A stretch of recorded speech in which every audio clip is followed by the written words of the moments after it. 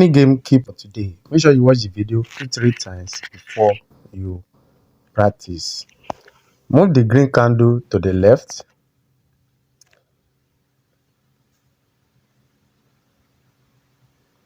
The red candle, you move it upward.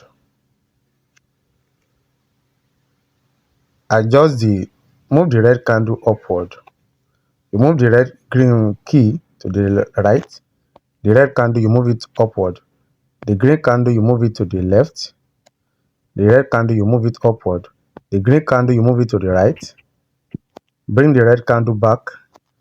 Move the green candle to the right. Then bring down the red candle downward. Return the key to the left.